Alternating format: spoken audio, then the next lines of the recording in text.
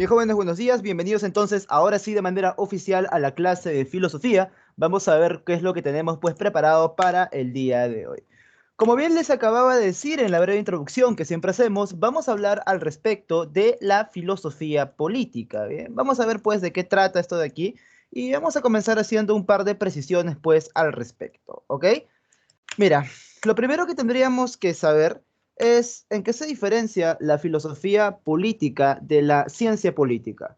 Algo que a veces explico cuando hago la primera parte de disciplinas filosóficas en la introducción de los básicos o de los intermedios, pero no está de más recordarlo en este caso.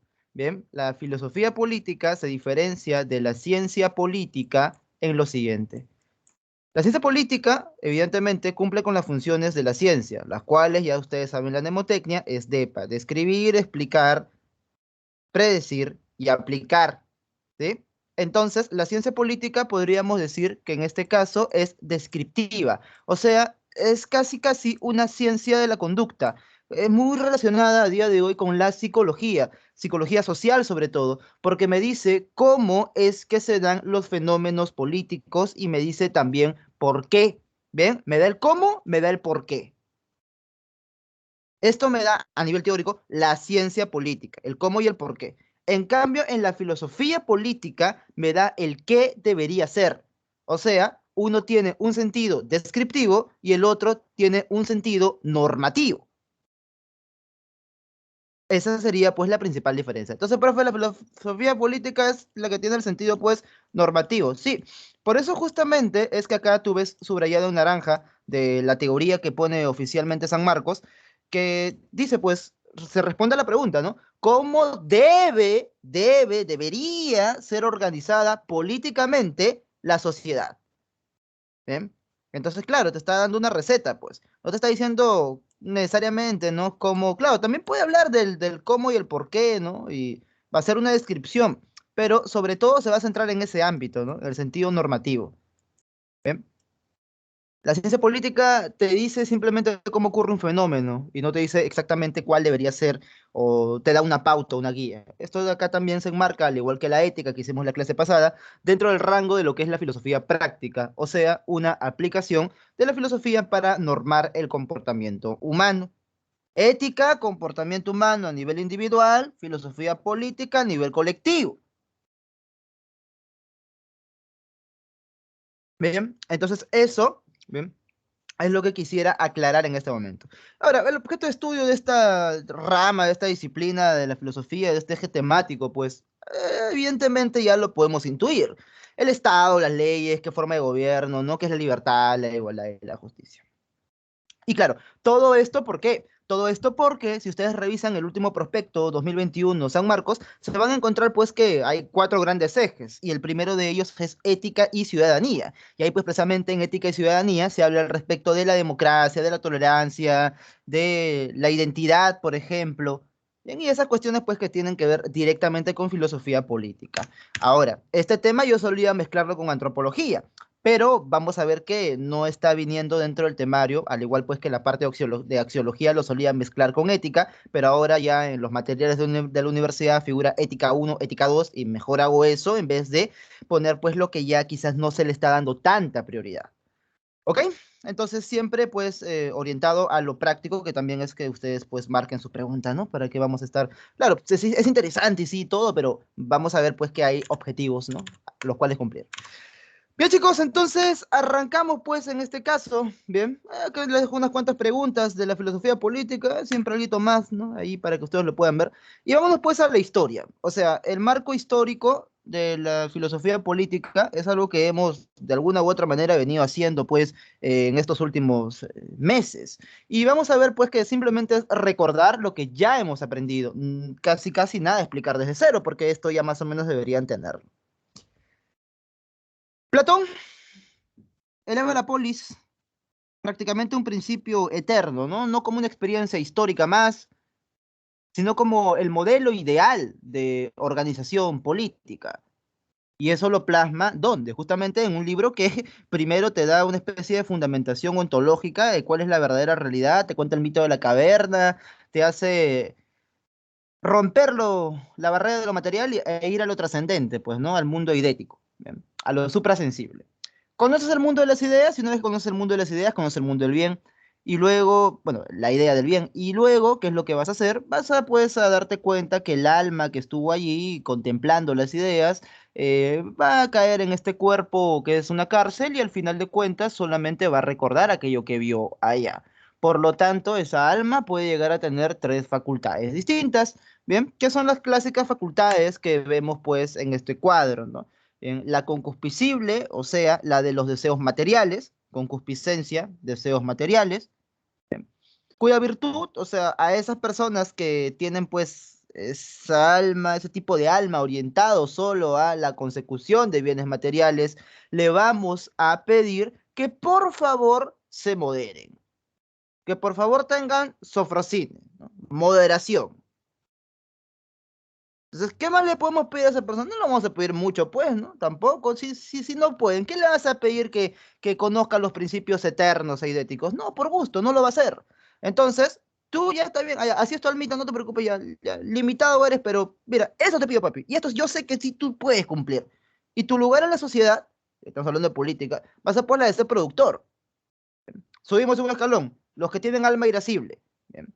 Les interesa pues cosas como precisamente la Andrea, la valentía, el honor, ¿no? Todo eso de acá.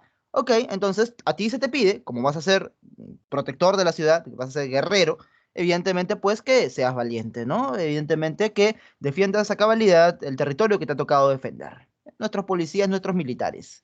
Y luego estará el alma racional, cuya virtud a él sí se le va a pedir pues que alcance la sabiduría, ¿no? Sofía en griego. Y evidentemente ese va a ser pues aquel que sea el gobernante y ese el que realmente ha alcanzado la sabiduría, lo cual se demuestra en sus acciones, buenas acciones por parte del gobernante y sabiduría también de su parte. Entonces ese es el que debería pues gobernar, dice Platón. Bien, esto acá es algo que ya más o menos conocemos bien, en fin, al final es la teoría del rey filósofo, es algo más o menos ya conocido por nosotros. Ahora sí, me gustaría pues en este caso ir de frente a leer un fragmento de la República, específicamente 433A, ¿ok? ¿Palabra de quién? Palabra de Platón. A ver, ¿qué dice este texto? Número uno. Lo que desde un comienzo hemos establecido que debía hacerse en toda circunstancia cuando fundamos el Estado fue la justicia o algo de su especie. ¿Ok? Entonces, en toda circunstancia, ¿qué es lo que debe de tenerse? La justicia. Bien, concepto clave, ¿no? Ahí, la justicia. Pues establecemos, si mal no recuerdo, y varias veces lo hemos repetido, que cada uno debería ocuparse de una sola cosa de cuantas conciernen al Estado, aquella para la cual la naturaleza lo hubiera dotado mejor. Ok, cada uno debería ocuparse de una sola cosa de cuantas conciernen al Estado. O sea, que cada quien tenga una función debido a su naturaleza. Bien, hasta ahí se entiende lo que dice Platón, ¿ah? De la República es más o menos sencillo.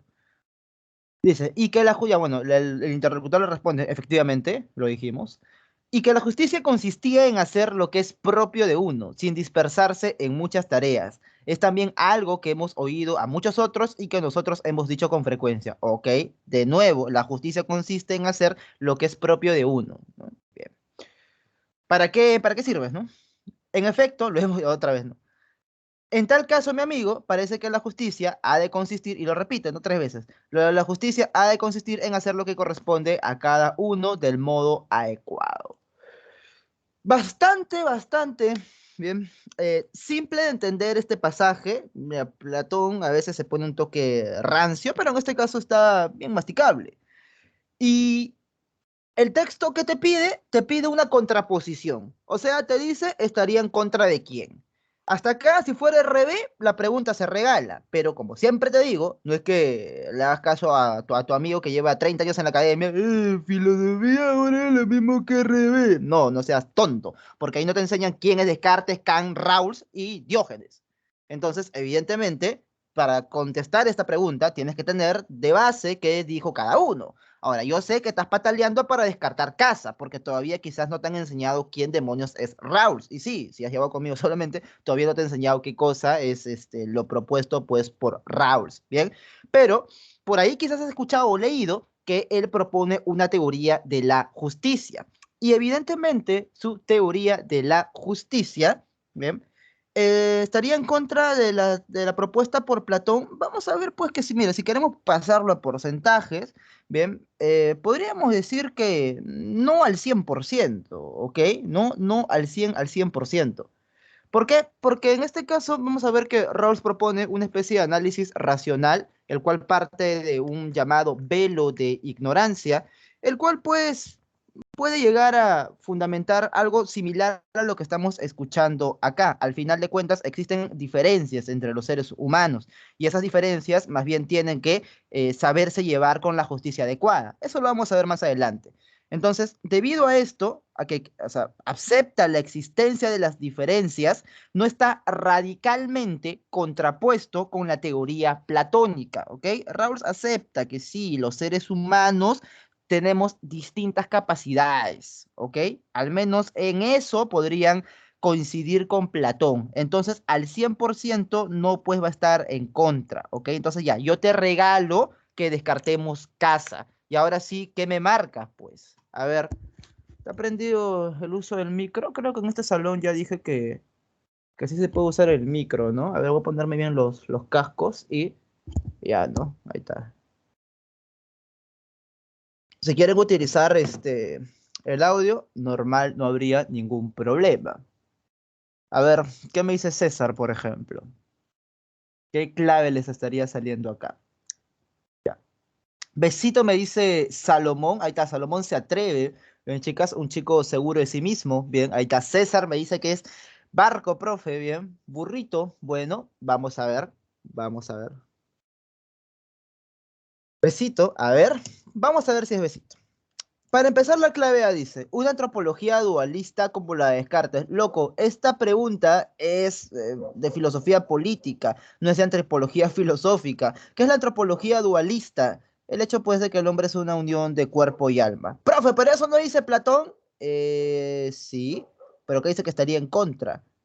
Y aparte, es un texto político más que antropológico, aunque sí te regalo también que en este caso Platón y Descartes coinciden en eso. Pues, es una perspectiva distinta, pero por ahí le van. Entonces se descarta. Dedo, refutar lo que Diógenes decía sobre el Estado. Profe, ¿qué decía Diógenes sobre el Estado? No me acuerdo. Escucha. Para Diógenes nosotros deberíamos de vivir según la naturaleza. Y todo lo demás son artificialidades. Y esas artificialidades deberíamos de rechazarlas, pues. Entonces, el Estado, al final de cuentas, va a ser una especie de convención social, artificial, por lo tanto, deleznable. Bien, porque la felicidad se encuentra precisamente en el vivir de acuerdo a la naturaleza. Entonces, bien, lo del Estado se descarta, pues, porque bien, estaría en contra de refutar, no, pues, porque Platón y Diógenes estaban completamente contrapuestos, pues. Entonces, él estaría a favor, más bien, de refutar lo que decía Diógenes, ¿no? Menos, menos, más. Entonces, por eso es que se descarta. Bien, entonces, claro, evidentemente es besito, besito la clave. Bien, chicos. Y precisamente la noción ilustrada de libertad propuesta por Kant. Kant, pues evidentemente, jovencito, si te dicen de noción ilustrada, ¿cuáles son los tres principios de la ilustración? Principios, ¿no? O valores, vamos a llamarle. Libertad, igualdad, fraternidad. Eso es lo que propone, lo que trae la ilustración. Entonces, evidentemente, acá Platón está siendo completamente anti-igualitarista, pues, ¿no? A cada quien, ¿no? Según la capacidad que va a tener, ¿no? No es que seamos todos iguales o gocemos de esa razón universal que va a querer, pues, proponer Kantcito. Y al final de cuentas, esa es la clave, pues, ¿no? Estaría en contra de eso. Poco anacrónica la pregunta porque estaríamos juzgando algo del futuro en base a lo del pasado, pero, o sea, al final de cuentas, sirve como ejercicio. Bien, besito, besito, la clave. Muy bien, chicos, más o menos vamos dándonos cuenta de cómo debemos de las preguntas. Entender el sentido de lo que me dice el texto y luego traer de casa, como se dice, ¿no? Para eso está la teoría, lo que dice cada uno de los filósofos. Bien, Y si te quedas entre una u otra, te atreves, pues no, a veces no queda de otra, ¿no? Si no tienes el dato de uno, marcas lo que te parece mejor. Solamente cuando estés entre dos claves, ya estoy ya orientándonos más a lo que es la resolución de un examen, ¿ah? Que es lo que puede estar cerca para ustedes. Bien, solamente entre dos claves te puedes arriesgar. Entre tres, ni lo pienses. Seguimos. Aristóteles. Bien. La definición, pues, antropológica de Aristóteles va a dar también en gran medida una aproximación a lo que es su pensamiento de carácter político.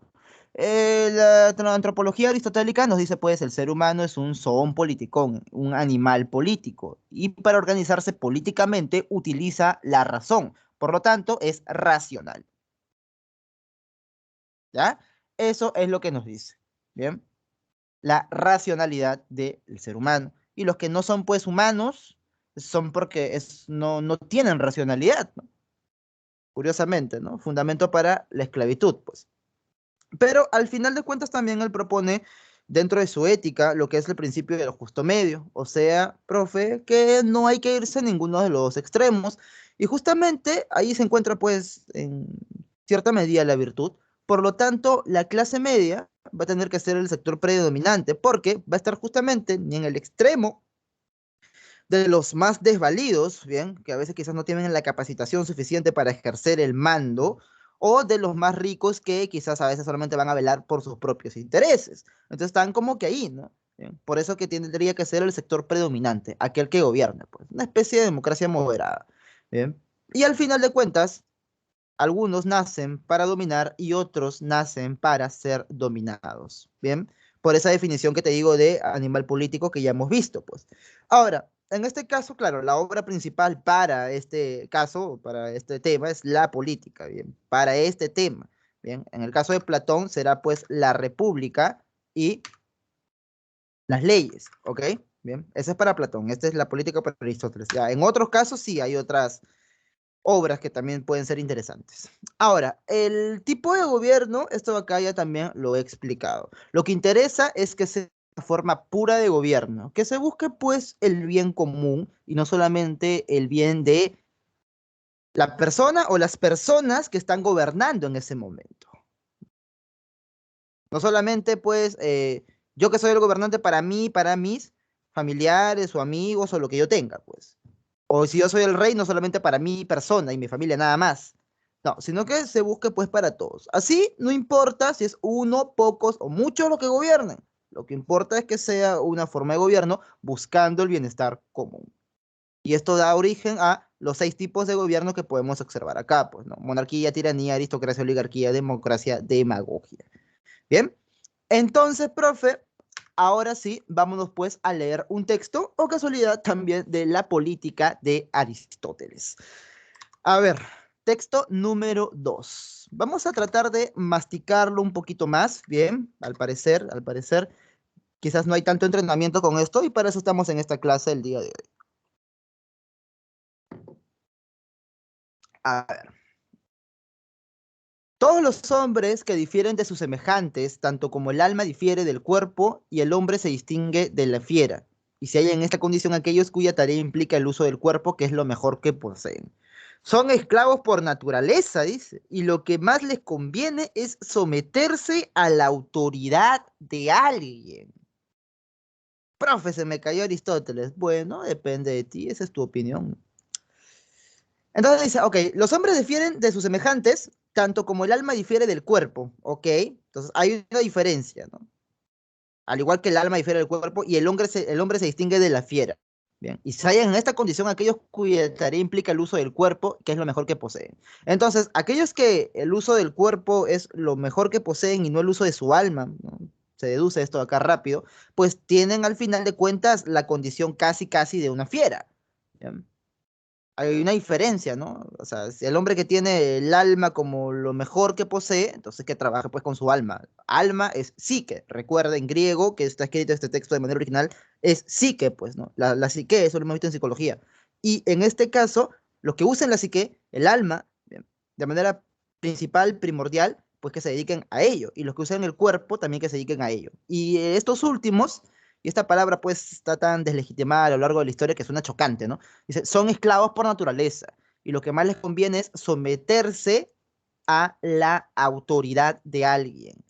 Es esclavo por naturaleza aquel que pertenece en potencia a alguien y por eso se convierte en posesión en acto de otro. Este es el clásico esquema acto-potencia.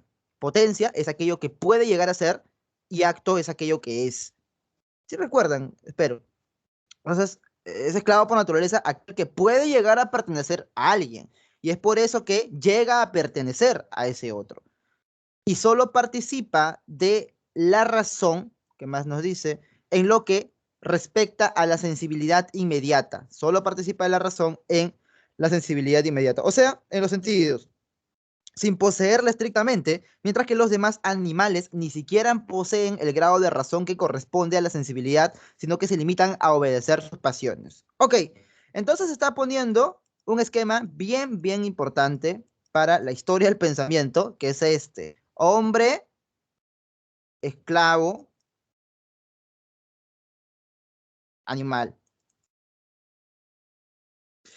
Bien, claro, directamente algunos, por cuestiones prácticas, ¿no? Tenemos que decir, sí, los que no son racionales para Aristóteles son animales, pero hay una ligera diferencia, ¿no? Está por encima, al menos lo pone por encima de la bestia. Bueno, esto es lo que pensaba, ¿no? Aristóteles. Dice, el texto anterior, ¿qué es lo que hace? A ver. Bien. A ver, Camilita me dice que es dedito, bien, y 4 le dan corazón. Ahí está, Dayan, César, José Miguel y Salomón. O sea que están de acuerdo en eso. Entonces, 5 me dicen que es dedito, bien. A ver, vamos a ir pues clave por clave. ¿Concuerda con las tesis políticas de la ilustración? Evidentemente, no, pues, ¿no? La ilustración precisamente está en contra de esto de aquí, ¿no?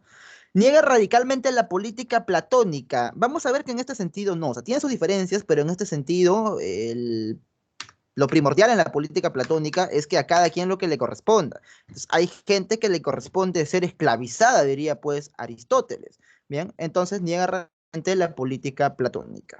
Bien, entonces esto de acá pues se descarta. Debe ser alojado, arrojado por el sacrosántico. No, pues evidentemente esto es algo ideológico, que algunos podrían emocionarse en marcar, ¿no? Y esto es para diferenciar, una cosa pues es la opinión de lo que dice el texto en sí de manera académica, pues, ¿no? ¿Concuerda con alguna tesis nietzscheana acerca de la justicia? Sí. En este punto específico, sí. Bien. Evidentemente para Nietzsche los hombres no son iguales ni deben llegar a serlo.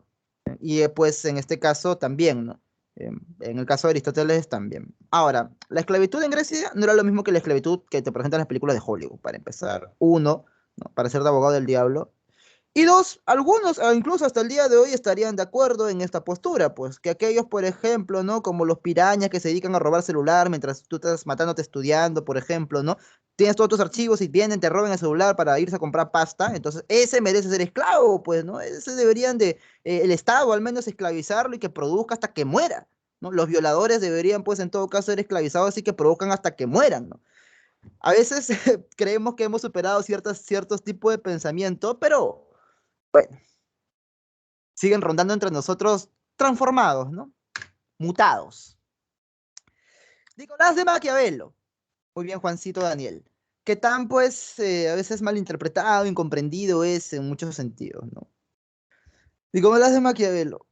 ¿Qué fue lo que dijo en realidad? A ver, mira, para empezar, en su obra El Príncipe, o sea, hay que irnos un poco también pues a lo histórico, ¿no? O sea, Maquiavelo está en una época en la que su ciudad natal estaba en una guerra civil prácticamente, o sea, estaba en una completa crisis, estaba completamente sitiada por múltiples facciones que entre sí se venían atacando y al final de cuentas, a veces, ¿no? Justamente para acabar con este estado de excepción, ¿no? Entonces se pueden pues llegar a proponer medidas que sean drásticas, ¿no? O sea, demasiado desorden, entonces al final, ¡boom! Algo que lo corte de raíz, pues, ¿no? Entonces, en El Príncipe, más que nada, realiza un análisis al respecto de las situaciones excepcionales, ¿ok? Bien. Entonces, profe, para salvaguardar en ese caso, y solo en ese caso, la seguridad, la justicia y el bien común, ¿sí? Se puede permitir la concentración del poder en un solo hombre, pues. Así también como crean milicias ciudadanas, ¿no? Claro. Ejemplo de esto de acá, ¿no? En una situación de emergencia, pues, darle poder a una sola persona, claro, pero para que resuelva el problema, ¿bien? No para que lo agrave. En este caso, ¿sí? Situación excepcional, concentración del poder en una sola persona. O sea, estaría de acuerdo, profesor, en una especie de absolutismo, siempre en cuando le permita, o bueno, le sirva para salvaguardar la seguridad, la justicia y el bienestar común, no necesariamente para su propio beneficio. ¿Ya? Por si acaso. Y ahí en el Príncipe pues explica, ¿no? Que tiene, es un libro, no es tan teórico, es más del tipo práctico, o sea, ¿qué haces en cada situación? Si esto pasa, ¿qué pasa? Pues, ¿no? Es así, una especie de receta. Hay principios que se pueden generalizar, pero es más que nada particularizante este libro. Entonces, de esta manera, ¿sí? Puede haber en el Príncipe por situaciones excepcionales de concentración de poder. Pero en los discursos sobre la primera década de Tito Livio, otro de sus libros, en realidad no es que esa monarquía casi absolutista o ese principado sea bueno en sí mismo, sino que al final va a terminar, pues ya un poco de viejo, ¿no? Hablando respecto a la república, pues, ¿ya?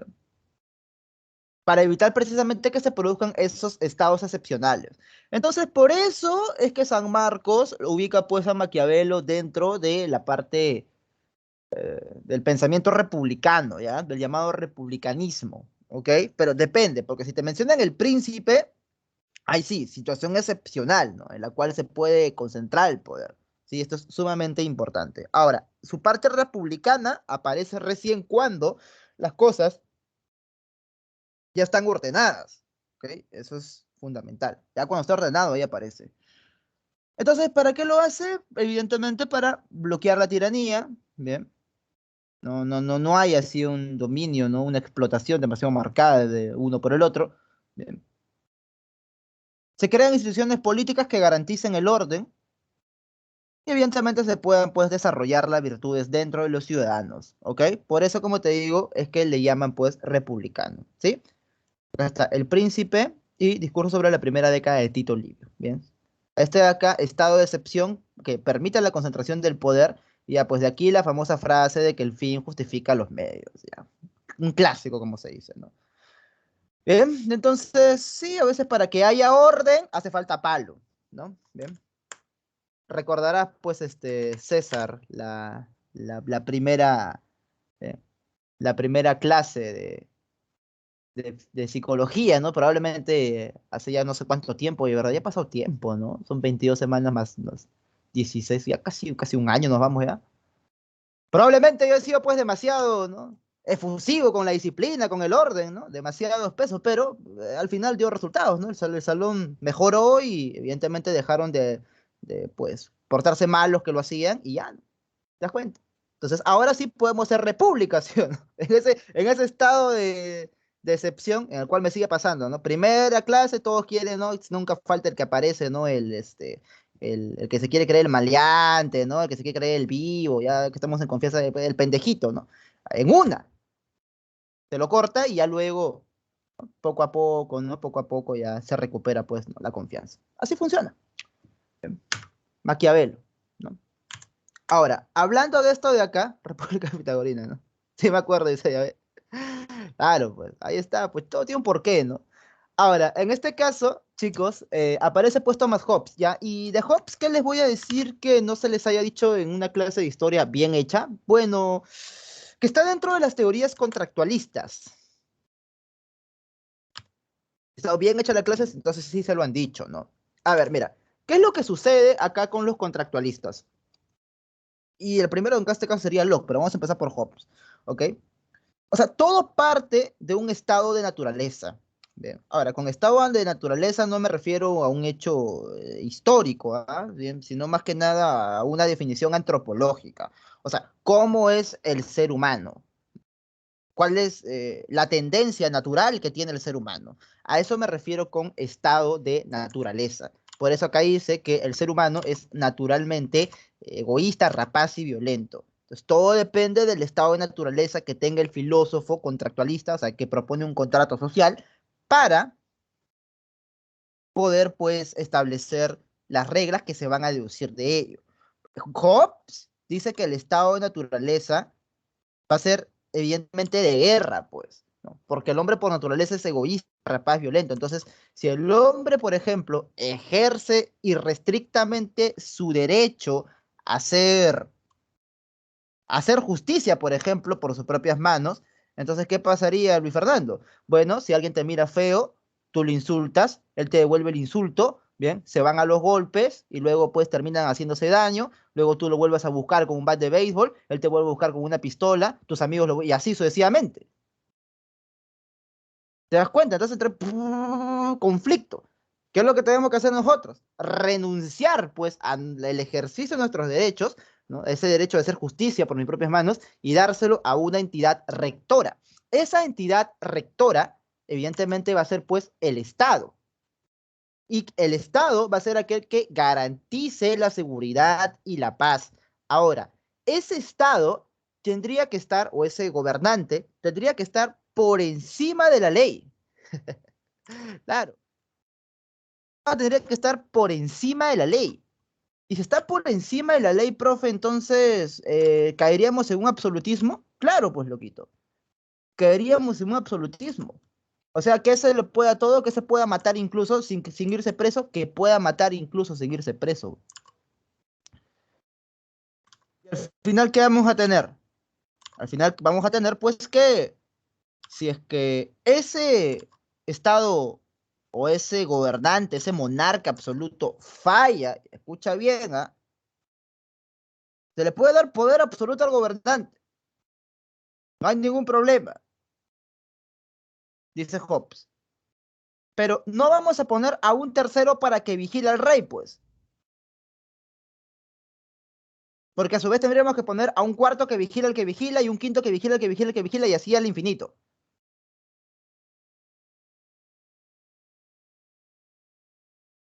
Evidentemente eso es impráctico. Por lo tanto, va a tener que ser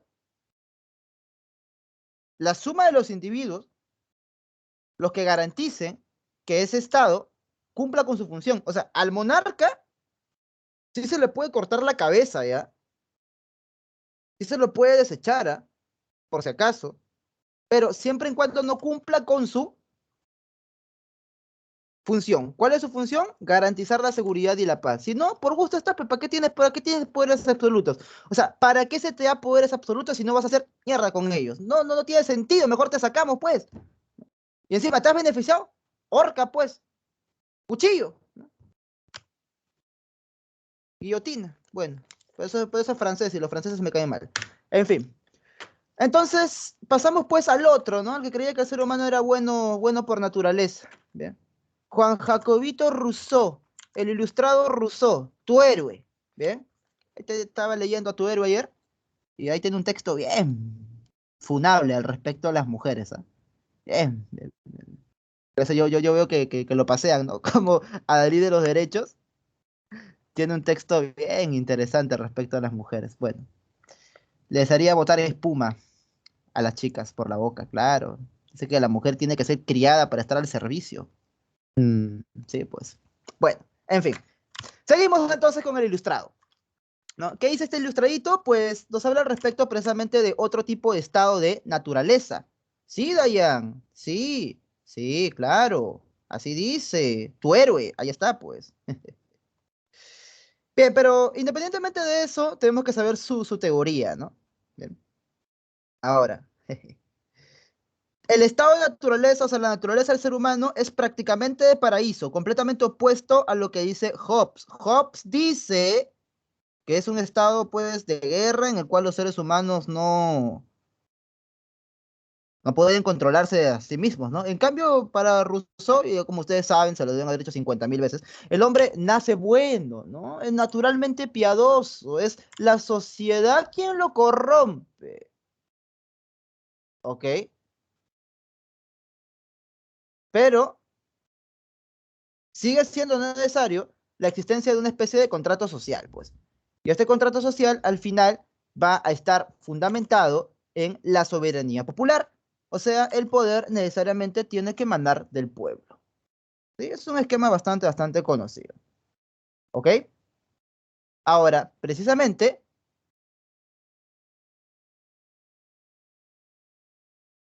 se opone pues a la esclavitud y basado en casi postulados lockeanos, ¿ah? También está revisando Locke y basado en postulados bien, bien lockeanos, ¿ok? Al final de cuentas, jovencitos, si es pues la sociedad quien corrompe al hombre y para evitar que éste se corrompa tenemos que ejercer un mecanismo, este mecanismo termina siendo la educación, pues. Por eso es que su famoso libro, ¿no? Del Emilio o, bueno, el Emilio o de la educación. Bien, pero eso es un aspecto secundario en esta parte porque lo que nos interesa principalmente es esto, ¿no? El contrato social. Ahora, leamos mejor lo que dice pues el mismo Juan Jacobo Rousseau. Y yo he buscado esto de aquí en el mismo contrato social, pero como que lo hice en páginas, ¿ya? Entonces, ¿por qué te voy a poner dos páginas? Pues nos tiramos toda la hora entera. Y a veces el pensamiento de los filósofos o de los, pues, ¿no? De los teóricos se refleja mejor en las cartas. ¿Bien? Por eso pongo cartas de Galileo, ¿no? Porque ahí como que lo condensan, ¿bien? Le escriben carta al otro, ¿no? Como que lo dicen más en corto, ¿no? ¿Bien? Entonces, por eso vamos a leer pues una carta, ¿bien? A un amigo que él tenía, ¿no? Christophe de Beaumont. Y empieza así. El principio fundamental de toda moral sobre el cual he razonado en todos mis escritos y que he desarrollado en este último con toda la claridad de que yo era capaz, es que el hombre es un ser naturalmente bueno. ¿Ok? Dice, el principio fundamental de toda moral. Bien, ¿cuál es? Es que el hombre es un ser naturalmente bueno, amante de la justicia y del orden, que no hay, te digo un modo, nada de perversidad original en el corazón humano y que los primeros movimientos de la naturaleza son siempre rectos. ¿Ah? Mira, nada de perversidad, nada, nada. El hecho de ver que la única pasión que nace con el hombre, a saber, el amor propio o de sí mismo, es una pasión indiferente en sí misma y al bien, ¿ok? El hombre quiere preservar su propia vida, pero eso es indiferente al bien y al mal. Que ella no se vuelve buena o mala, sino por accidente y según las circunstancias en las cuales ella se desarrolla. ¿Ok? La única pasión, a saber, el amor propio de sí mismo, ¿sí?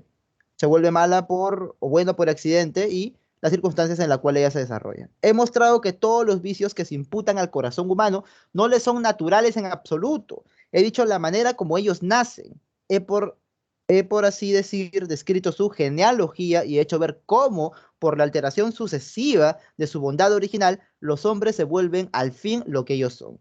He explicado además lo que entiendo por esta bondad original, que no parece deducirse de la indiferencia al bien y al mal natural en el amor propio o de sí mismo. Ok, se está describiendo cosas del ser humano, es un buen resumen para ver el pensamiento jovenciano. Y Camilita Parodi me dice que tres en este caso es besito. A ver, ¿será verdad? ¿Será mentira, Camila? Esto de aquí y sí, ¿saben por qué? Porque te está definiendo qué cosa es el ser humano. O sea, ya, para empezar, estamos en filosofía política, yo lo sé, pero esto del comunismo primitivo es una tesis marxista, o sea, es un concepto marxista que lo toma precisamente de acá, de la teoría de Hobbes. ¿Bien? O sea, Marx vuelve de esto de acá, ¿bien? Un hecho histórico. Y ese es el gran detalle, pues, ¿no? Con los marxistas. ¿Bien? ¿Por qué? Les aprovecho en contar, ¿no? Antes del esclavismo y el feudalismo y todo lo que sigue, existió, pues, te dice Marx, el famoso comunismo primitivo, pues, que era una sociedad donde el hombre, y esto sí se basa en Rousseau, era bueno, pues, por naturaleza. Era todo paz, armonía perpetua. Pero cuando aparece el mal, aparece con la propiedad privada. Y eso también lo dice Rousseau, ¿ah? Que el mal aparece con la propiedad privada. ¿Bien? Entonces ahí es como que, no es que se copia, ¿no? Sino que se inspira, digamos, en él. Bien. Entonces, evidentemente, este concepto pertenece a Marx, ¿no? Pero Marx habla de un comunismo primitivo. Pero, profe, ¿en las sociedades tribales no hay jerarquías acaso? ¿Por qué dice que son comunistas? Bueno, eso dice él, pues, ¿qué me vienes acá a reclamar, ¿no? Por los errores de otros. Bien. Ok, entonces vamos a ver, pues, el buen salvaje, sí, es un término precisamente propuesto, pues, por Rousseau. Como te digo, más que a nivel histórico sería pues a nivel antropológico, ¿no? O sea, si lo dejas en estado de naturaleza, bien sería un buen salvaje, pues. Antropología filosófica, entonces. Usa una definición al respecto de qué demonios es el ser humano. Bien, entonces tres sí era besito. Ahora, cuatro. ¿Qué es lo que convierte las leyes en algo tan sagrado con independencia de su autoridad y tan preferible a los meros actos de voluntad? Mira, esto es importante, ¿ah? Bien, bien, las leyes son preferibles a los meros actos de voluntad. O sea, las leyes pesan más que los actos de mera voluntad, que lo que el individuo desea, curiosamente. Antes de nada, ello se debe a que son una emanación de la voluntad general. Claro, las leyes que son una emanación de la voluntad general. Dice, y por lo tanto, dice, son siempre justas en relación con los individuos. Ah, ya. Ah, ya. Entonces, el razonamiento que hace Hobbes es el siguiente, ¿no? Si emana de la voluntad popular, de la voluntad general, bien, entonces automáticamente es justo, automáticamente es bueno, ¿ok? Profe, eso no es falacia ad populum. Bueno, no estamos en lógica. Y por lo tanto son siempre justas en relación con los individuos. En segundo lugar, son permanentes y durables, ¿ok? Entonces ya son siempre justas y aparte son permanentes y durables, lo cual hace que resulten manifiestas para todos la sabiduría y la equidad que las han dictado. ¿Ya? Es el pueblo el que hace las leyes a través de sus representantes, los congresistas, ¿no? El contrato social o principio de derecho político. Acá sí está un poco más resumido esa parte, ¿no? En este texto, el ilustrado, ¿qué es lo que estaría manifestando? Vamos, chicos, vamos, vamos, vamos. La 4, vamos, vamos, vamos, para ejercitarnos, ¿ah? Debería decirles, ¿no? Que se pongan short, ¿eh? Polo deportivo y zapatillas, ¿no? Para ejercitación hoy día, Sharon. Vamos. Dedito me dice Camila. A ver, a ver, a ver. ¿Alguien más que se atreva? A ver, vamos a ver si lo de Camila está que no le termina de convencer la clave. ¿No? Manifiesta, ¿qué manifiesta? Manifiesta, bien, manifiesta. Oye, sí, las leyes deben venir del pueblo, o sea, de todos, desde la voluntad general. Disculpa que haya utilizado esa palabra que hoy en día es asociada a un personaje explícito de la política peruana, pero es que así lo dicen, pues. Y precisamente viene de este periodo, ¿no? De la ilustración. Bien dicho, mal dicho, bien pensado, mal pensado, pero de acá viene, pues. Bien, a ver, una contraposición con la política platónica, una pugna con los postulados políticos de Tomás de Aquino. Ya, profe, ¿qué demonios decía Tomás de Aquino sobre la política? Él hablaba al respecto de la supremacía de la iglesia por sobre el Estado, ¿ya? Es bien interesante la política de Aquino porque dice, ¿el Estado de qué trata? ¿Asuntos terrenales o celestiales? Terrenales. ¿Y la iglesia? Celestiales, pues. Ya. ¿Y tu alma va a estar solamente en esta tierra o va a ir en algún momento después de la muerte a otro lugar? No, evidentemente, ¿no? En la tierra solamente estamos un tiempo y eso de eso depende si nos vamos al cielo o al infierno. Ya, pues entonces, ¿qué es más importante? ¿80 años o la eternidad? La eternidad. Entonces, ¿qué institución debe ser más importante? ¿Aquella que garantiza tus 80 años de vida acá o la que garantiza tu eternidad? La de la eternidad, pues, ¿no? Claro, pues por lo tanto la iglesia tiene que mandar por sobre el Estado. Asu, ¿no? Bueno, curiosidades del pensamiento, ¿no? Pensamiento universal. Bien, así funciona. Entonces, no, pues evidentemente no está diciendo esto de acá Rousseau. Te cuento, ¿no? Si no sabes qué dice Tomás de Aquino al respecto.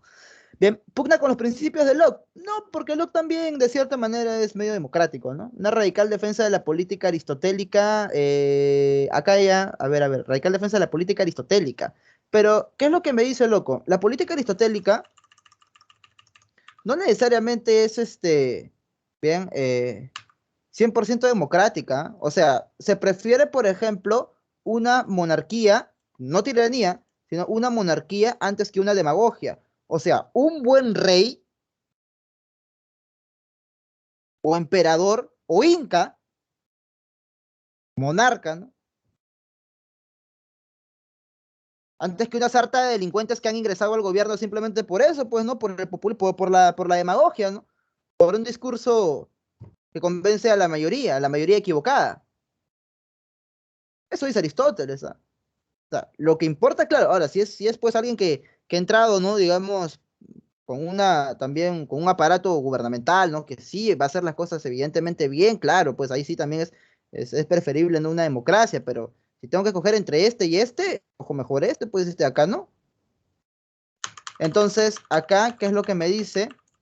Platón, ¿de dónde cree que viene el poder? ¿De dónde cree que vienen las leyes? Del más apto, pues. Por lo tanto, es una contraposición a la política platónica. O sea, esto de acá, yo te lo digo que es al 100%, y esto de acá depende del caso, ¿no? O sea, podría ser un 75%, ¿no? Pero acá, ¿qué me dice? Radical defensa, o sea que lo defiende al 100%. Y esto de acá, claro, sí, cierta parte de la política aristotélica, o sea, tienes razón, ¿ya? Cierta parte de la política aristotélica es democrática, cierta parte, ¿ya? Pero acá me dice radical, entonces no lo es todo, pesa el 75%, ¿no? Entonces acá me pide algo que sea el 100. Y sí es una contraposición directa con la política platónica. La política platónica, pues, es recontra, pero recontra. No voy a decir elitista, pero, bueno, elitista a nivel intelectual, ¿no? Sí, o sea, no interesa lo que diga la mayoría, interesa lo que diga el más capaz. En fin, en fin, en fin, en fin. Por eso es avioncito. Ya, ok, para eso estamos acá, pues, Camerita, justamente para afianzar, ¿no?, su razonamiento, ¿no? Ahí está, entonces se dan cuenta, la pregunta de filosofía sí implica razonamiento verbal, pero implica también conocimiento, ¿no? O que sepas operar con los conceptos que yo te he dado durante todas las clases teóricas que hemos tenido. Bien, entonces, ¿qué más, qué más, qué más? Ah, hablemos de John Rawls, ¿ah? Hay que hablar de Johncito Rawls. A ver, acá no he puesto en este caso, Rawls, espérate. Ah, Juan Jacobo Rousseau, ya, ok. Lo hacemos después en liberalismo, ya me acordé, ya. El liberalismo lockeano se hace después. Es que justamente lo he puesto acá, esta parte de John Rawls, ¿por qué? Porque él sigue pues con lo del contrato social. Eso es muy importante, ¿ya? John Rawls sigue con la tesis del contrato social, pero él se va a un neocontractualismo. Entonces, ¿qué es lo que ocurre? A ver, mejor te pongo, ¿dónde está mi... Ya, mira, acá, mejor te pongo así, ¿ya? Contractualismo, ya tú sabes, ¿no? Contractualismo diferente del neocontractualismo. ¿Qué pasa? El contractualismo clásico, cuando se refiere al estado de naturaleza, lo interpreta como una definición no necesariamente histórica, pero sí antropológica. O sea que esa es la esencia del ser humano, antropológica, ¿ya? En cambio, el neocontractualismo lo presenta de manera hipotética, ¿ya? Lo presenta de manera hipotética, o sea, profesor, una especie de experimento mental, antropológica e hipotética, un escenario hipotético, ¿ya? Ahora, ¿cuál es ese escenario hipotético que plantea Rawls? O sea, ¿cuál va a ser, así como profe Rousseau dice que el ser humano es bueno y Hobbes dice que es malo, ¿ya? ¿Qué es lo que plantea en este caso, pues, Rawls? Rawls te dice que todo tendría que partir de una especie de velo de ignorancia. Y él pone un ejemplo intrincado, o sea, su teoría es un poquito intrincada, ¿ya? Pero es necesaria porque ha venido de pregunta. Bien, ¿qué es esto del velo de ignorancia? Mira, imagínate lo siguiente, ¿ah? Mira, imagínate que está en una mesa, bien, sentados diferentes representantes de la sociedad, ¿ya? Por ejemplo, por acá estará pues un banquero, ¿bien? Una persona que tiene muchos millones de dólares, un billonario, ¿ya?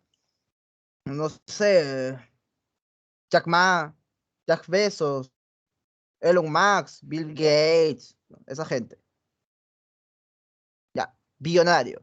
Por acá estará pues una persona, un profesional, ¿no? Un profesional de, digamos, de buen nivel, ¿no? Digamos, pues acá, a poner un ingeniero mecatrónico, ¿ya? Ingeniero mecatrónico que tenga una buena chambita por ahí. Luego tenemos acá a una persona que quizás pues ha tenido otro desarrollo, bien, que será vamos a poner pues un conserje, ¿ya? Conserje. O alguien que se encuentra pues desfavorecido en la sociedad, ¿ya? Otro tenemos acá a un mendigo, ¿ya? Acá tenemos a la señora clase media, ¿no? La típica tía estirada, de clase media. Acá pues a un estudiante que todavía está siendo estudiante. Acá tenemos pues ya que viene el estudiante, el profesor, y así, etcétera, etcétera. X, Y. Bacán. No, no interesa quién sea. La cosa es que estos se van a reunir, este es el escenario hipotético, ¿ah? Se van a reunir para plantear cuáles van a ser.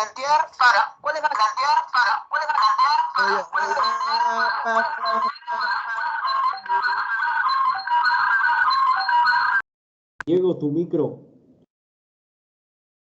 Ya, menos mal lo detecté y lo corté. Ya, chicos, entonces ese era el escenario hipotético, ya. Seguimos. Una Karen, dicen, ¿no? Que la típica Karen norteamericana, ¿no? Entonces, vamos a ver, pues, que cada quien va a tender a jalar para su molino. O sea, el billonario, por ejemplo, va a querer poner, pues, leyes que le favorezcan a él. Va a querer poner leyes, pues, Dieguito Marcelo, que le digan que no pague impuestos y que tenga que pagarle muy poquito a las personas. Entonces, el mendigo estaría de acuerdo en que los billonarios no ganen nada y que todos tengan que redistribuirlo por igual, que todos ganen exactamente lo mismo, ¿no? Hagan o no hagan nada. El conserje depende, el estudiante depende, el profesor depende, ¿no? Entonces, cada quien va a proponer aquello que les beneficie. Eso es natural, te dice. Cada quien va a jalar agua para su molino, no hay que engañarnos. En la sociedad, cada quien va a luchar por los intereses que le representan, pues. Eso es normal. Ahora, ¿qué cosa es el velo de ignorancia? Ah, no te preocupes, Dieguito. No te preocupes, papi. Ya sé que es un accidente. Bueno, regresando al velo de ignorancia,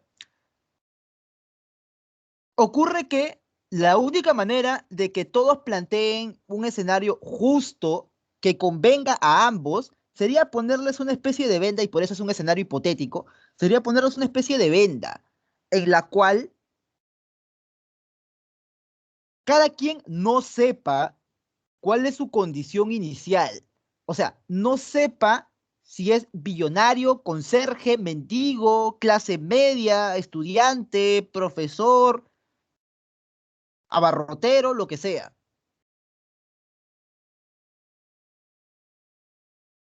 Entonces, si la persona no sabe cuál es la situación de la que él está partiendo, va a proponer un principio que sea justo en cualquiera de los casos, pues.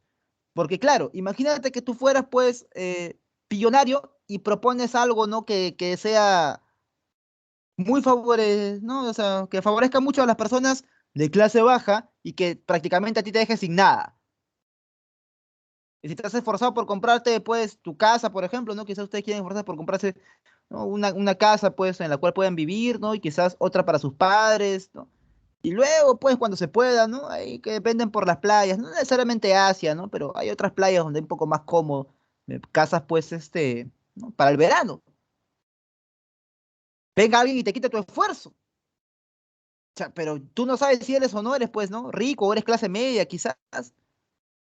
Entonces vas a tener que, a través de ese velo de ignorancia, proponer, pues, una distribución, una ley que sea justa en todos los casos, pues.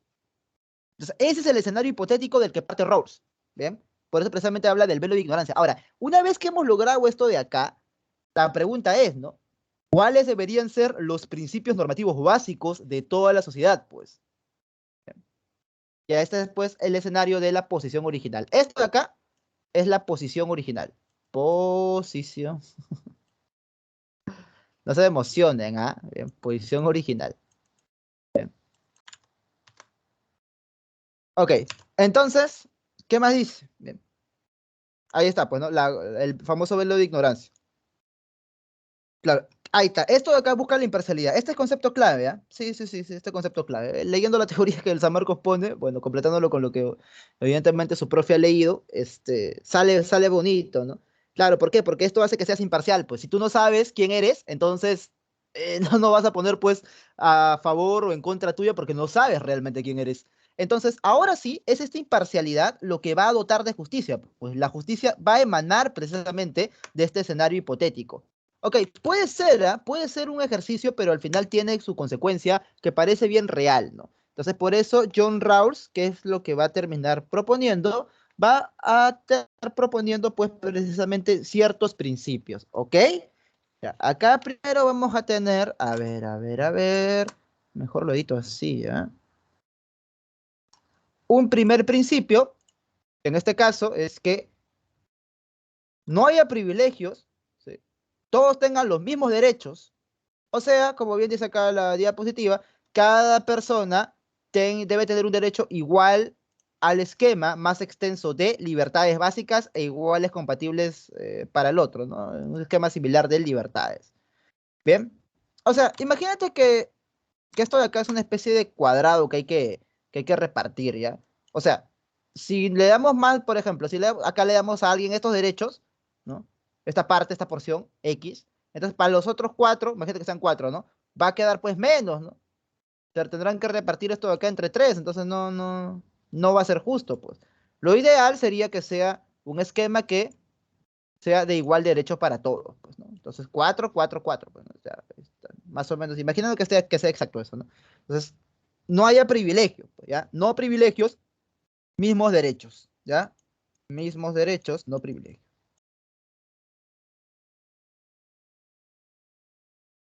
Ahora, para explicar el segundo principio, tenemos que hablar de las circunstancias de las cuales va a nacer la justicia, ¿ya? Porque esto es importante. A veces la gente cuando habla de justicia social no se da cuenta de que los recursos no son infinitos, pues. O sea, mira, ¿qué es lo que propone Rawls? Rawls parte de dos escenarios, ¿ya?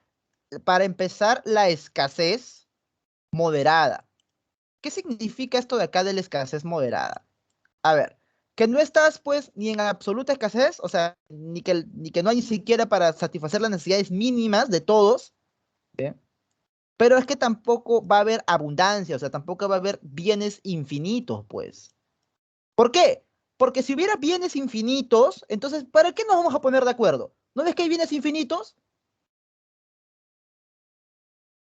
Claro, pero profe, tendría razón, ¿no? Y si no hubiera bienes, pues entonces no habría manera de satisfacer pues a nadie, ¿no?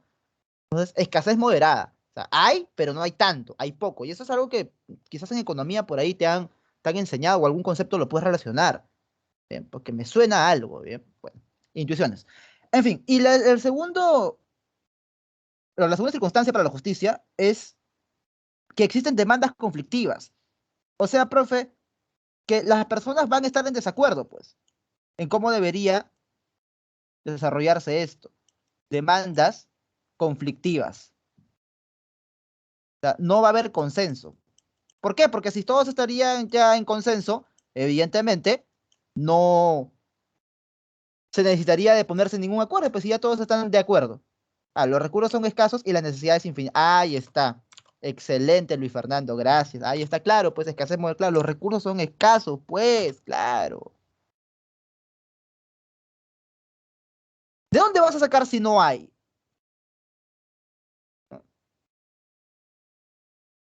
Es como que yo quiera dirigir, pues, los negocios, ¿no? De mi familia materna. Y yo les diga, tenme a mí la dirección, ¿no? Yo voy a convertir esto en una transnacional, voy a contratar al mejor equipo de marketing de Lima, voy a ya. Me mirarán, ¿no? Se reirán de mí y me dirán, Pedrito, ¿y con qué plata vas a hacer eso? Ah? Si no, acá las cuentas están bien, pero no va a alcanzar para eso. Entonces, hay, ¿qué cosa? Recursos escasos, pues. Y bueno, en este caso, Rawls propone demandas conflictivas, ¿no? O sea, no van a haber, ¿bien? Acuerdos de buenas a primeras. Lo que se quiere hacer es lograr buscar un acuerdo, pues. Y eso es lo que propone Rawls, ¿ok? Escasez moderada y demandas conflictivas, que se relaciona más o menos con lo que precisamente me menciona pues Luis Fernando, ¿sí? Principios económicos. Ahora, de esto de acá, parte qué cosa? Parte el segundo principio, pues. Las desigualdades sociales y económicas deben resolverse de tal modo que resulten el mayor beneficio para los miembros menos aventajados. Y esto es importante, ¿ya? El principio de la diferencia. Bien, a ver, ¿qué más dice? Los cargos de puestos deben estar abiertos para todo bajo condiciones de igualdad. Claro, principio de la diferencia. Y en este caso, ¿qué color ponemos así? Le ponemos color amarillito. No, no. Este amarillito me gusta. Ahí está. Principio de la diferencia. Y el otro es justa igualdad de oportunidades. Ponerlo así para que se resalte. Ya. Mira, ¿qué pasa? ¿Ok? Pasa que si es que nosotros vamos a realizar una repartición equitativa, ¿ya? Mira, imagínate que los recursos, papi, sean una especie de torta, ¿ya? Y si nosotros agarramos y partimos esta torta entre todos, así, de manera igual, ¡wow! ¡Qué bacán! ¡Que viva la igualdad! Pero esto de acá, ¿sabes qué generaría? Dice Rawls, un freno en el esfuerzo de las personas. Porque las personas quieren obtener lo máximo, la máxima ganancia con el mínimo esfuerzo posible. Y esto entonces, ¿qué determinaría, profe? Determinaría que si tú sabes que sea como sea, te va a tocar una tajada igual del pastel, así te esfuerces o no te esfuerces, entonces la igualdad, el excesivo igualitarismo, la excesiva igualdad, ¿qué es lo que va a hacer? Frena la innovación, porque ¿para qué me voy a esforzar si igual voy a recibir lo mismo?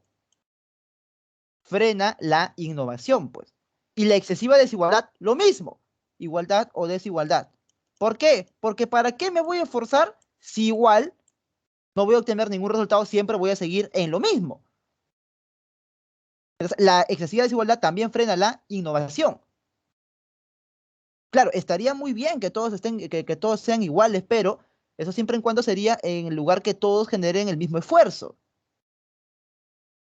Pero ahora, profe, entonces, ¿qué hacemos? ¿Pero la igualdad no era buena? Sí, sí es buena, pero a veces hay que priorizar el mayor beneficio para los menos aventajados. Y esto es lo que propone pues Rawls. ¿Y cómo lo resuelve, profe? Mira, te lo resuelve de esta manera.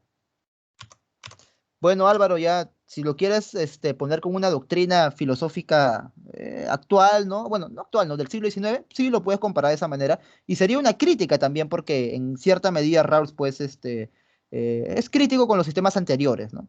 Propone una nueva teoría que va un poquito más allá de ambos, ¿no? Del clásico esquema comunismo-capitalismo. ¿Por qué? Porque al final, o sea, sí, o sea, él dice que hay que proponer el mayor beneficio para los miembros menos aventajados de la sociedad. ¿Ah? O sea, ¿piensan los pobres, profe? Sí piensan los pobres. ¿Y de qué manera resuelve el problema con los pobres? Te dice, tenemos dos posibilidades, mira. Una posibilidad donde, recuerda que son recursos limitados, ¿no?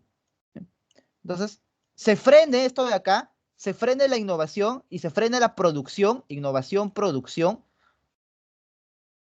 y todos ganen lo mismo, todos sean iguales, pero ponte, todos viven con $2 al día, todos. ¿Ah? Ah, bravo, se acabaron los ricos, malditos ricos, sí, pero estás viviendo con $2 al día, loco, ¿ya? Todos. Y otra sociedad en la cual el que gana menos, ¿bien? Así, el que menos gana, ponte, ¿no? Imaginando pues que haya mejoras de ese tipo, ¿no? Que está bien que haya mejoras de ese tipo para los menos aventajados, para los menos, ¿no? Para los más pobres, para los más desvalidos, ¿no? Que ponte que sea pues $20, ¿no? Al mes. El mínimo. Ya, habrá otro que gane pues, no, ¿qué estoy diciendo? Al día, ¿no? Ya. $20 al día. Otro que gane $50 al día, pues, ¿no? Otro que gane, depende, ya este ya tiene empresa, ¿no? $500 al día de utilidad. Otro ya, pues, ya, no sé, a ver, $10.000 al día.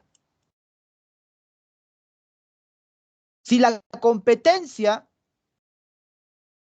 motiva la innovación y eso hace que unos estén, obviamente, asquerosamente ricos y otros, bueno, pobres, pero no tan pobres como esto de acá, entonces se prefiere esto de acá, pues.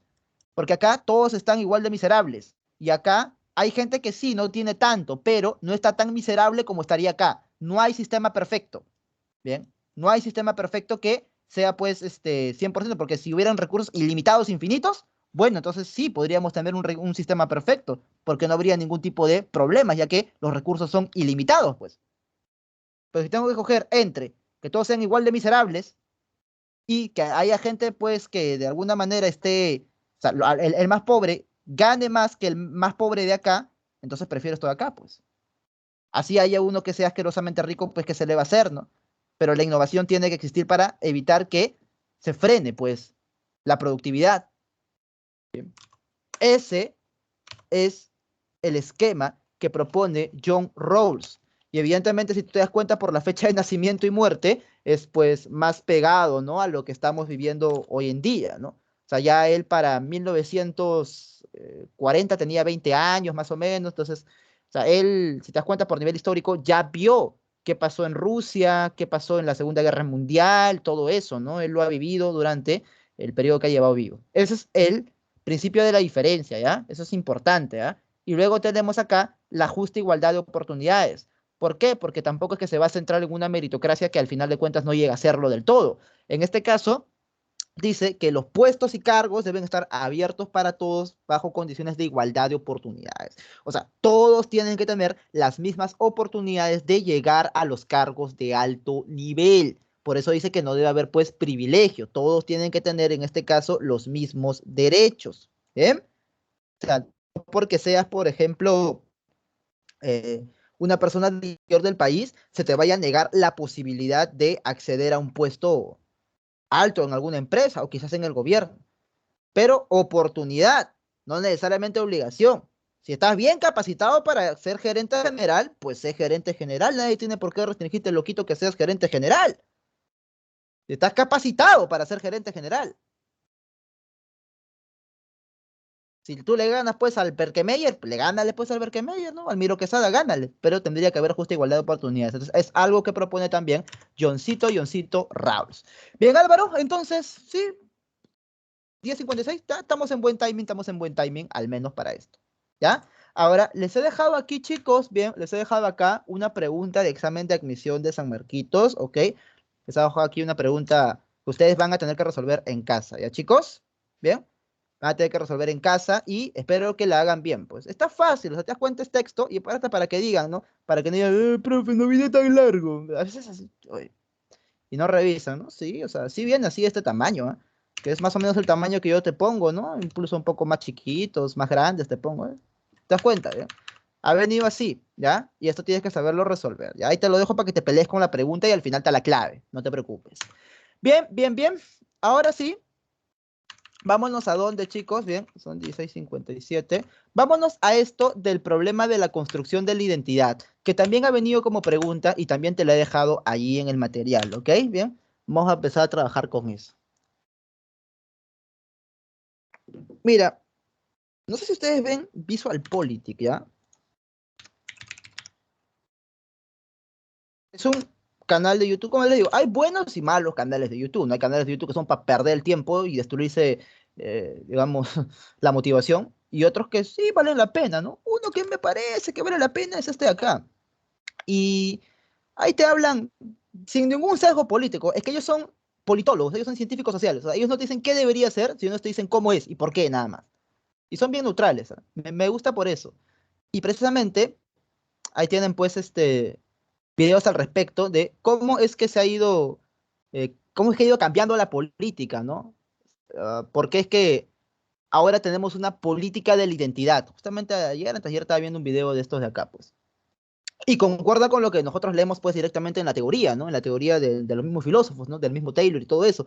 Porque al final de cuentas, el socialismo, que tanta influencia tuvo en Europa y también en todas partes del mundo durante el siglo XX, ha entrado pues en una especie de crisis a nivel global, salvo que seas Perú, ¿no? Y en ese caso, vemos que ahora ya la gran pregunta es, pues, ¿quién es el obrero, no? O sea, el marxismo original apostaba por el obrero, por el proletario, por el trabajador, pero ahora la gente vive de una manera, digamos, más, o sea, más desarrollada. O sea, el obrero, por ejemplo, en Estados Unidos, claro, hay gente pobre y todo, pero hay gente que igual trabaja y por su trabajo no vive tan mal. No es lo mismo que 1848 cuando se escribe el manifiesto del Partido Comunista. Ahí sí era prácticamente mano de obra esclava. Entonces, la gran pregunta acá es, ahora, ¿quién es el opresor y quién es el oprimido? Porque se dice que el obrero es aquel que no posee ningún medio de producción, pero vende su fuerza de trabajo. Oye, un gerente general no es dueño de la empresa, él vende su fuente de trabajo, pero no vamos a decir del gerente general que es pobre tampoco, ¿no? Entonces, ¿quién es el obrero? Podríamos definirlo él como obrero. Entonces, ya hay otras políticas ya que se están viendo, pues, a día de hoy, ¿no? Y en este caso, bien, va a ser, pues, una política de la identidad, ¿no? Algo que en Europa estaba de moda porque son problemas europeos, precisamente. Entonces, aquí, en este problema político que se puede identificar como tal de la identidad, ¿bien? Se puede, pues, apreciarse una teoría del reconocimiento, ¿no? La teoría del reconocimiento propuesta por quién? Propuesta por Charles Taylor, ¿ya? Taylor. Profe, si he escuchado por ahí, recibí una pregunta de examen, ya, escucha. Taylor, ¿bien? Nos dice que al final de cuentas, la interpretación mía y de la sociedad es lo que conforman la identidad, ¿ok? O sea, que mi identidad depende de cómo los otros me reconocen a mí. La identidad se forma por reconocimiento. Bien, o sea, yo les cuento a ustedes, o sea, yo por ejemplo, bien, he estudiado pues filosofía en San Marcos y no tengo el título de profesor, o sea, no tengo un título en educación directamente, pero me entrenaron para ello en Pitágoras y me dedico a ello y, o sea, creo que mi trabajo lo trato de hacer dentro de mis posibilidades de la mejor manera. Y ustedes me reconocen como tal, ¿no? O sea, ustedes, ustedes me llaman a mi profe, ¿no? Al principio se me hacía un toque extraño, ahora como que recién lo estoy terminando de asimilar, ¿no? Y es generalmente por eso, porque los otros me reconocen como tal, ¿no? Y de la empresa me escriben, me dicen, buenas tardes, profesor Muñante, queremos saber... Ah, ya, bueno, entonces debería ser yo el profesor Muñante, ¿no? Por eso dice que la identidad se forma por el reconocimiento de los otros, pues. ¿Bien? ¿Se dan cuenta? Pero hasta cierto punto esto de acá, digamos, va a tener una relación con lo que es el ver las cosas desde una perspectiva eminentemente social y sin darle una esencia al ser humano. O sea, concordaría con el existencialismo en el punto específico de que cada persona se está construyendo constantemente a sí misma. Y eso de acá también depende de cómo es que yo me relaciono con los otros para construir mi propia identidad. Por eso es que Taylor exige, pues, en este caso, el reconocimiento, ¿sí? A veces existe un falso reconocimiento, o sea que el otro no acepte lo que yo soy. Y aquí sí entra en conflicto esto de aquí de hasta qué punto los otros deben aceptar cómo yo me interpreto a mí y cuál es la realidad y si es que hay un conflicto entre la forma que yo tengo de interpretarme y la realidad. Porque ahí sí pueden haber problemas. Mira, por ejemplo, Luis Fernando, imagínate que yo de un momento a otro, bien, me identifique o me interprete a mí mismo, no como profesor, sino como el rey, por ejemplo, de toda Sudamérica, ¿no? Entonces yo te digo, inclínate ante mí, que soy tu majestad. Me dirás, profe, ¿ha enloquecido? Profe, abrieron la facultad y limitaron esas cosas que los filósofos siempre usan. Me tildarás de loco, ¿sí o no? Y claro, porque eso no concuerda con la realidad. Mira, si quieres ser rey, qué sé yo, levántate en armas, pues vuélvete emperador, conquista al menos, ¿no? Como Napoleón, vuélvete si quieres, pues, pero ¿qué me vas a venir a exigir acá que te reconozca como rey si no lo eres? Entonces, ahí viene el conflicto, pues. ¿Bien? ¿Te das cuenta? Y no solamente en torno a esa identidad de como ciudadano, ¿no? O qué estatus político tengo yo, sino también pues en identidades de otro tipo, ¿no? Bien, como por ejemplo las raciales, culturales, sexuales, etcétera. Bien, suavecito nomás hay que explicar esto. Entonces, vamos a ver que al final dice, para que un individuo tenga una identidad lograda, necesita que la sociedad reconozca su identidad y su forma de vida. Ahora, esto de aquí nos lleva a dónde? Nos lleva al multiculturalismo, pues, porque este es un problema bien europeo. ¿Qué es lo que pasa en Europa? Pasa esto de la inmigración masiva. ¿Por parte de quiénes? Por parte de personas que vienen de África o de países que están en conflicto armado. ¿Y qué es lo que ocurre? Estas personas que están en conflicto armado tienen otra religión, otras costumbres. Emigran a un país europeo de tradición moral al menos, si no religiosa, pero al menos moral, de tradición moral cristiana,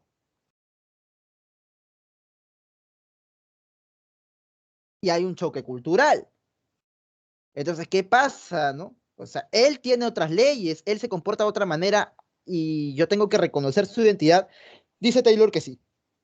Dice Taylor que sí, que hay que convivir múltiples culturas dentro de un mismo espacio, reconociendo que el otro tiene su propia cultura. Y bueno, uno de los debates, uno de los peros que se le ponen a esta teoría es pues precisamente que, ¿qué hago si su cultura de él infringe mis leyes o infringe mis costumbres? Bueno, para evitar ser violento con él, tienes que reconocer su identidad, tienes que reconocer su forma de vida y aceptarlo. Y esto de acá ha llevado a muchos conflictos en España, por ejemplo, Nicole. No, claro, o sea, está viendo, tampoco te van a decir pues que te vayas al extremo de la xenofobia, pero a veces hay conflictos culturales. Entonces, en el marco de este escenario actual, bien siglo XX, bien siglo XXI, bien, surge pues esta teoría de Taylor, pues, en esta política del famoso reconocimiento a los otros, bien, es sumamente importante, ¿no? Bueno, hay quejas del otro bando, porque esto no es que sea la verdad tampoco, ¿no? Por ejemplo, hay un bando que dice, pero oye, por ejemplo, hay cierto sector de los musulmanes que piensan que las mujeres que andan con falda son infieles a Alá, o sea, no les son fieles a Dios, como le dirían ellos, y pues son rameras, y por ser rameras me pueden ser violadas, ¿no? Entonces ahí están las famosas violaciones en grupos que hacen pues los famosos, las famosas manadas de musulmanes. Y al final, ¿en dónde queda, no? O sea, pero dicen, no, que no diga su nacionalidad porque eso es violencia contra ellos. Entonces es un conflicto bien marcado el que hay en Europa en torno a esta política de la identidad. Es un conflicto bien espinoso, denso, con muchas aristas, ¿ah? Por si acaso. Entonces, por eso es que le estoy poniendo acá, pues, una preguntita, ¿no? Con respecto a esto de acá, ¿ok? Les he puesto bien, un texto de quién, del mismo Taylor, pues, ¿ya? Si vamos a estudiar Taylor, entonces leamos a Taylor en casa, al menos como tarea se lo dejo, y operen como les he enseñado a operar al principio de la clase. Bien, ahora también otro texto de Taylor, ¿no? Todos les he puesto, bien, ya, y acá hay una diferencia entre Marx y Taylor, eso es fundamental, también verifiquen las claves, ¿ya? Y esta pregunta, pues, evidentemente, de Hannah Arendt, que vino está relacionado con todo esto, ¿no? Hannah Arendt opuesta a los totalitarismos. Hay que recordar esto de acá, ¿ok? 2019, 2 ABD. Está cerca a esta teoría. Ahora aparece Nancy Fraser. Chicas, ustedes deben conocerla, bien, a esta filósofa, porque ella es una de las filósofas más reconocidas actualmente. ¿Y profe de qué habla? Bueno, habla al respecto de la política del reconocimiento más la política de la redistribución, ¿ya? Reconocimiento de la identidad más redistribución. Y esto de redistribución es evidentemente un esquema socialista bien clásico, ¿ah? Bien, es un esquema socialista bastante duro, porque ella dice que no solamente basta con el reconocimiento, sino que debe de haber una redistribución de los medios económicos, o sea, sí, parte del esquema de oprimidos y opresores. Entonces, la pregunta que vimos hace rato, ¿no? Era, oye, pero ahora, ¿quién es el oprimido? ¿Quién es el opresor? Y bueno, se ha tenido pues precisamente en torno a la identidad de la mujer, ¿no? Entonces, históricamente, ese esquema marxista se aplica, ¿no? Históricamente, el hombre es el opresor y la mujer es la oprimida. Bien, ese es el esquema pues que las feministas de izquierda van a proponer, ¿sí? Redistribución ¿en torno a qué? En torno a que como han sido estas minorías, no solamente las mujeres, sino también los LGTB, por ejemplo, han sido históricamente oprimidos, entonces deben ser esos opresores los que generen un flujo de recursos, le hace plata, dinero, para compensar aquella marginación que tienen estos grupos oprimidos. Profe, no entiendo, en simple, ¿me está diciendo que por ser mujer tienen que regalarme plata? Bueno, si lo quieres ver así, redistribución económica, bien, sería la base para lograr un verdadero reconocimiento. Y justamente estaba buscando, bien, textos pues de Fraser, ¿no? Bueno, que ya haya procesado anteriormente para ustedes, y he encontrado esto de acá, pues, ¿no? Entonces, acá justamente, bien, acá te habla del lenguaje de la redistribución. Esto es sumamente importante, ¿ok? Y acá en este texto todavía critica el reconocimiento, ¿sí? Critica el reconocimiento y se va más pues a lo que es acá en este texto critica el reconocimiento y aboga más por la redistribución, porque dice que el reconocimiento sin redistribución, o sea, sin reencauzar el flujo de recursos de efectivo, es pues palabra vacía, ¿no? Funcional al capitalismo. Y lo que quiere hacer ella es luchar contra el capitalismo, ¿sí? Sumamente interesante, ¿ah? Sumamente interesante. Entonces, de aquí, por ejemplo, provienen conceptos como esto de el capitalismo heteropatriarcal, por ejemplo, ¿sí?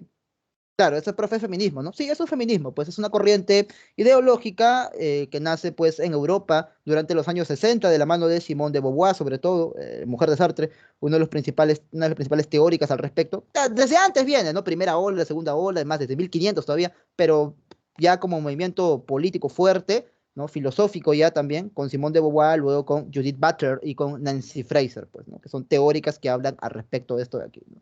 Entonces, ella dice que sí, que evidentemente el capitalismo es machista por excelencia y que para solucionar esto deberían de darle subvenciones a las mujeres. Profe, ¿y esto se ha aplicado? Sí, en algunos lugares hay subvenciones a las minorías. ¿Qué, profe? Si soy gay me dan plata, bueno, loco, si lo quieres ver así, sí, ¿no? O sea, sí. Bien. Entonces, ya depende, pues, ya, digamos, de la concepción que tenga cada persona. Bien, Keilita, ¿algún comentario, niña? Puedes prender el micro, normal, cualquier pregunta. Yo te lo puedo responder, ¿sí? Esto es el esquema teórico de lo que se conoce como feminismo, pues, actual. Reconocimiento más redistribución. Y acá están precisamente los textos para que ustedes puedan leer directamente por parte de las personas, ¿bien? Que han, pues, hablado al respecto. Ah, y este de acá yo lo traduje, bueno, o sea, busqué la manera de traducirlo con un amigo, ¿no? Que estaba en inglés nomás. Bien, entonces ahí tienen ustedes material para poderse divertir. Ahora, bien, vamos a ver, ¿sí? La principal corriente filosófica que va a fundamentar lo que se conoce a día de hoy como capitalismo, que es el famoso liberalismo, pues. El liberalismo económico parte de los principios de los postulados de Johncito Locke. Escucha bien, ¿eh? El liberalismo, bien, proviene de John Locke y va a ser él quien proponga el derecho a la libertad y a la propiedad privada. ¿Ok?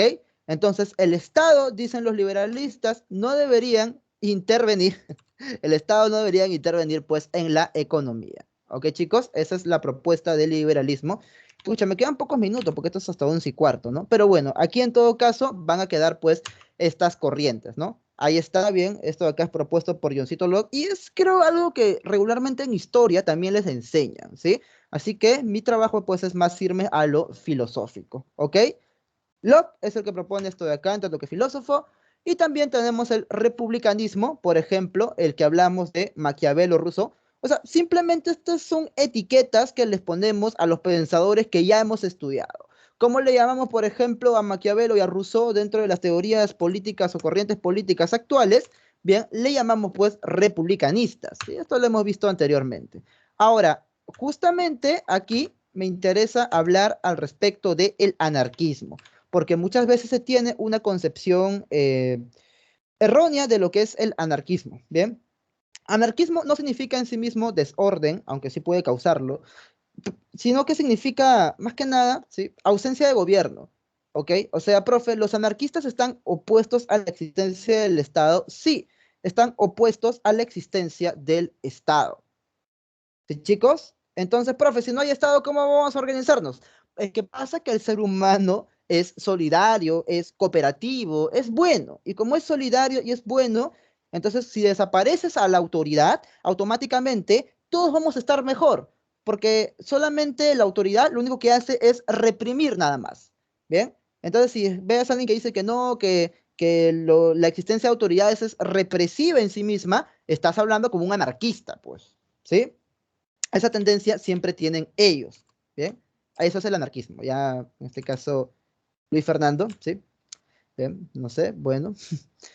La existencia, no sé si te causa risa lo que yo digo, o la teoría, la postura en sí, pero eso es lo que creen, pues creo que cada persona tiene derecho a tener sus creencias, ¿no? Mi chamba, loquito, es explicarte las creencias que existan, por más que suenen extrañas, o bueno, o sean para ti la verdad absoluta, quién sabe. ¿Bien?